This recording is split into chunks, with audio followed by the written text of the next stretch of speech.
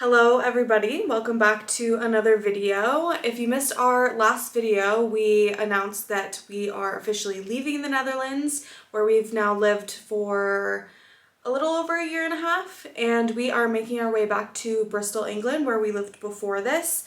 So to honor our goodbye of the Netherlands, we wanted to recap some of our favorite things or things that we have really loved about living here, with a couple of things that we will not be missing when we leave. And we will also include a Q&A of some general questions that we've had about living abroad in general. Some are related to just the Netherlands, but they could be helpful to you if you are interested in moving abroad or if you're just curious. So let's just get right into what we loved about living in the Netherlands and what we will miss when we go to England. First on the list, and maybe most important, is the biking culture that we have here in the Netherlands. So coming from the US, obviously most people drive everywhere other than some of the really big cities. When we moved to Bristol, we lost that. We didn't have a car, but we were able to pretty much walk everywhere, and honestly biking there is not, outside of on the bike path, is not the safest thing. Usually you're on the road or you're on a sidewalk dodging pedestrians. So moving here was really nice. We both got bikes right when we moved, and they've been our main form of transportation since we've been here. So thinking when we move to Bristol, I think I'll still bring the bike with me. I don't know if I'll use it quite as much. We'll live right by a bike path that'll take me to my work, which is nice, but just like getting around the city is not as nerve-wracking. Fun. Yeah. Yeah. When you're trying to weave in and out of traffic and cars and trying to miss people. Here it's everybody's on the bike lane. Yes, there are people that are going faster on like scooters or electric bikes, but it's definitely much safer, and you definitely feel safer here. But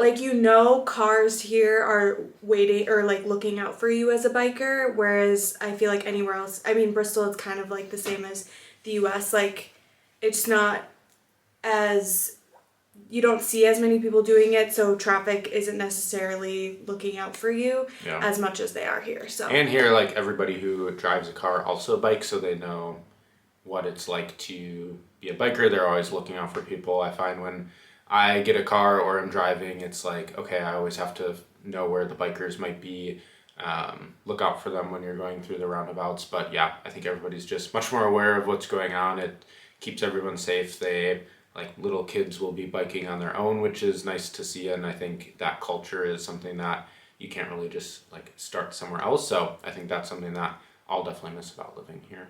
Another thing, and I feel like a lot of people that live here, Dutch people in general, might disagree with this, but I feel that it's fairly inexpensive to live here. We do live not in Amsterdam or like a really big city, so that helps. But as far as the distance that your money goes here and like the space that you can get living here for the amount of money you're paying, I think it's not super expensive. Also, in terms of groceries, I find that it's also not as expensive as, for sure, the US, but also I feel that groceries are a little more expensive in England. And that's even just at like the regular grocer, like Albert Heijn, Jumbo, not even going to like Aldi or anything. So I really like that. And housing, we get a lot of space here for, a lot of people would say it's a lot, but if we took this place and put it where we're gonna move in Bristol, also in the suburbs, it would be like, I don't know, 50% more maybe. So we will definitely miss that, and just having the green space pretty much everywhere you go, being right on the bike path. There's open fields, and like if you had kids, there's like a little park a block away. Like there's always something, so I think that's really nice. So another thing that we will miss, not that it's not available to us, but I'll tell you why we'll miss it here, is the public transportation. It's pretty much reliable, especially compared to in Bristol in our past experience. And it's also really inexpensive. So for the buses and the trains, they do tap in, tap off. You can also buy things in advance, but the tap in, tap off on the bus is nice because you're only paying for the distance you go. It's not like a flat rate based on per ride, which it is in Bristol. So it can add up if you were just going like 2 blocks. Mm-hmm. It's the same amount as going, 2 miles. A day pass, yeah. Right. And the trains especially are insanely inexpensive here. So from our city center to Amsterdam Central, it's about an hour and 20 minutes. Mm-hmm. And it's about 20 euros flat one way. In England, when we were going from Bristol to London, which is like an hour and a half, hour 40 about minutes. About the same distance, yeah. It's variable pricing, but most of the time, if you don't have a rail card, easily £100, one person. Like, that's insane. I will definitely miss that because we love to go to London and it's really not that far away, but that expense of the train alone and then anything else you're doing in the city, it just adds up so quick, whereas here it just it doesn't feel like a whole lot. So I will definitely miss that. Our next one is related to travel, and that's being in the EU. So when we move back to Bristol, obviously the UK has left the European Union, so we will not have the benefits of that. So we like to travel a lot, and definitely within Europe, when we were here, we were able to travel and knock a lot of countries off our list, and it was really nice to just land and also driving though. Also driving, so we took some road trips, and just to be able to drive and all of a sudden you're in a different country, it's really nice. So we'll definitely miss that. Obviously, we'll still be in Europe, so traveling from Bristol, there's a lot of destinations, or we can go to London for some of the bigger airports. But whenever you cross that European border, you'll have to wait in line with everyone else, which isn't always the most fun when you get back from your destination. So definitely miss that. And I think just overall the access to the airport in Amsterdam. So like she mentioned, we're about an hour and a half from, honestly, probably from our house to get to security is an hour and a half, maybe a little bit closer to 2 hours. Here, where when we move to get to Heathrow Airport, we usually have to go the night before, especially for a morning flight, since you can't really get there from Bristol in the morning. And it's probably, somewhere closer to 3 hours with changing the train, getting close to Heathrow, and then getting a hotel if you want to go back to the US or any destination from there. So it adds up quick. It does add up, the money and the time as well. Fortunately though, Bristol does have an airport, but obviously there's some destinations that aren't flying out of there because it is a smaller airport. So when we do want to go back to the US or go somewhere that isn't flying from Bristol, it just kind of adds up on time and money. So yeah. Okay, let's move on to 2 things that we will not miss. It's a small list, fortunately, but they it's are really nice here. Yeah, we've loved it. But there are 2 things, one of which we've talked about before, and that is the fireworks. The kids here get fireworks from Germany that, I am not joking, sound like bombs. And it is a crazy experience on New Year's Eve, which is why we left this year. But it's unlike anything I've ever experienced in my life. People are doing it for 24 hours. It's so loud. We've never had problems with Monty as far as loud noises go. After the first New Year's Eve here, he's very skittish about loud noises. So even when it's not New Year's Eve and kids are just doing random ones, he, especially at night, he's I'm going home. So that's kind of sad, but I will not miss that. There were fireworks, of course, occasionally in Bristol, but they're more normal, the pretty fireworks. Here, they're these, I don't even know. It's crazy. So I will not miss that. No. Our other one is something that I think we were probably more worried about moving here than was actually a problem, but the language barrier. So for us, English is the only language that we speak. I think we were able to learn a little bit of Dutch, enough to get around the grocery store maybe while we were here. And for me, for my work, I was able to learn a little bit, but I think just the language barrier of living somewhere where it's not your first language. I think here it's really nice because they teach English in the schools from a pretty young age, so almost everybody that you talk to will speak basically perfect English, other than maybe like some older people that maybe never learned it or haven't learned it that well. So I think for us, we were able to get around pretty well with the language barrier. I think it's just nice to have like your bills are in Dutch, which is sometimes hard to understand, or if somebody comes up and approaches you in the grocery store or around your house, they won't assume that you don't speak their language, so they'll speak to you in Dutch. So there's Which a little makes bit, sense. yes, But it's obviously unnerving as being only English speakers. yeah. So I mean, I think I was probably more worried about it than actually was a problem after we moved. I don't know about you, but I think it'll just be nice, especially for my work. Being able to do everything in English makes things a little bit easier versus having to try to translate some things. Fortunately, now I'm basically fluent in Dutch hospital terminology, which will not be super helpful for me in anything else. But I think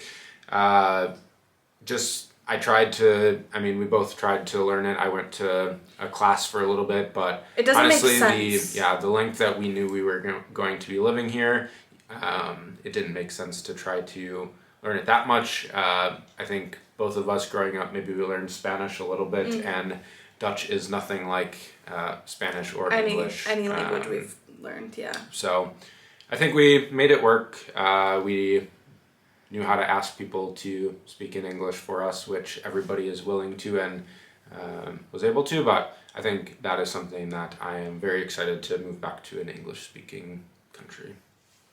Okay, so let's move on to a brief Q&A. So we have just a couple like general questions to cover, and we're gonna start off strong with why did you decide to live abroad? And so this goes back to 2021 when we first moved, and the core reason we ever even moved was for Murphy's job, but I have always had a really strong draw to travel ever since I was super young. I studied abroad in college, and I had always envisioned or wanted to go back and actually live in a different country for some time. So that had always been in my mind. And so I think when Murphy and I met, he hadn't really traveled that much. And so I kind of gave him the travel bug, and we didn't have any like goals to like start a family or anything yet, and we were still young at the time, and so it just kind of made sense that we put in the option at his work to be chosen to go abroad for his position, and fortunately he got chosen, and it was right after COVID, and it's been one of the best decisions we've made, I think. So that's kind of, we just thought, why not, basically, and it was always something I wanted, and I just kind of like pushed that idea onto him a little bit, but I think that you've been happy about it. Yeah, I have. I had lived in the same state in the U.S. for my entire life until I was, what would I have been, 25? And I had never been to Europe before. I'd been to Canada and the Bahamas, which are basically like you're still in a different U.S. state for me. So moving abroad was a pretty big jump. It was something obviously I'd never done, but I think we had a nice stepping stone of moving to England first, where there are some differences to being in England than being in the U.S., but easier to adjust. Much easier to adjust, and I think it was a nice step before we moved here, where moving here we knew a lot of the kind of logistical things that we would have to do. I think it made it an easy decision to continue living abroad. I think at this point for us it would be hard to move back to the U.S. and then at some point move back abroad. So I think the decision to stay was pretty easy, and we're excited for the next step in the journey. Next question is the process of moving with a pet. So if you didn't know, we adopted Monty right at the beginning of COVID, or just before, in January 2020, and so we moved him with us.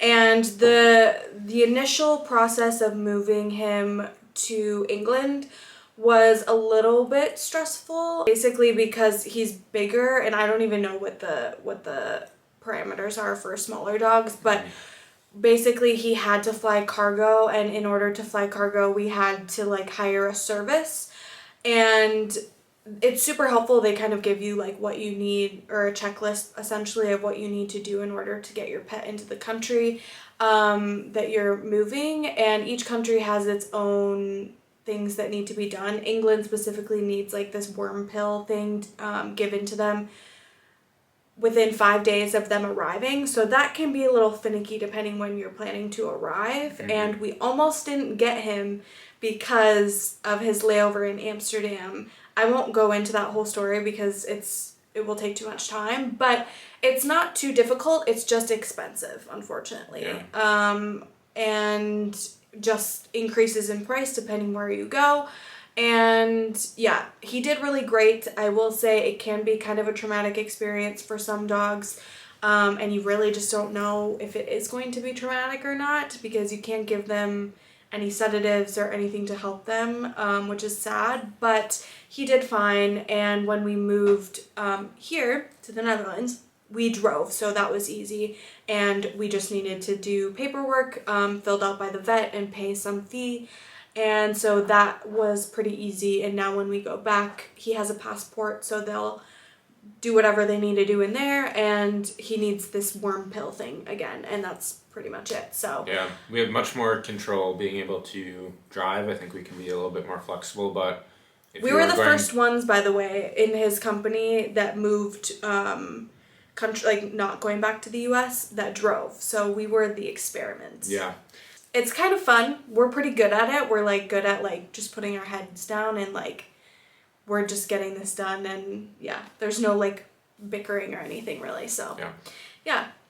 Next question. What have you found the most difficult part of living abroad? So for me, I would say the social aspect. It's hard to keep in touch with family and friends just because of the time difference. But also, I think a lot of people, no matter where you live, as an adult can relate to the fact that it's difficult to make friends, especially outside of a work environment. Because, you want friends that aren't just work friends. And I think that is hard no matter what, but you're just adding the element that you're now coming to a new country, you know zero people, and maybe you don't want to just make friends with like other Americans. Yeah, I would say that that's been difficult, and I think anyone that's moved abroad would probably attest to that fact as well, that it's hard to make friends and it can feel kind of lonely. But the reasons that you chose to move to a different country generally kind of outweigh that, and you find your way eventually. So that's why we're excited to go back to Bristol, because we do have some established friends, and excited to make some more. Yeah. Would you say the same? Kind of. I would say like being away from your family. Like I said, I lived in the same place pretty much my entire life, so I was really close to my family and your family, which we would see pretty regularly, and now that's like once a year if we're lucky, maybe twice a year. Usually twice. But it does give an excuse for people to come, like get out of their comfort zone and visit. Like his mom has come twice now. My best friend comes usually like once a year, and then we'll go home once or twice a year. And we make it work, and thank goodness FaceTime is a thing that helps too. So the next one, you can answer to this, but what was the process to get a visa and work UK and Netherlands? Yeah, so I'm not as knowledgeable on this as I probably like, but my company basically has like an international team that will do this all for us. So I'm here on basically like a skilled worker visa. I think they do 4-year visas for us. and then renew them if we need to stay longer. But basically, they will apply with whatever the local government that you're moving to is, say that, put you under the skilled worker visa, and then you have to basically give them all of the documents for everything in your entire life. They do the heavy lifting. We just fill stuff out. Yeah, we have a company that helps us do it. So we might need to do some appointments or interviews to move to the UK. They take your fingerprints. So we did that recently for our upcoming move. But for us, it's been pretty easy.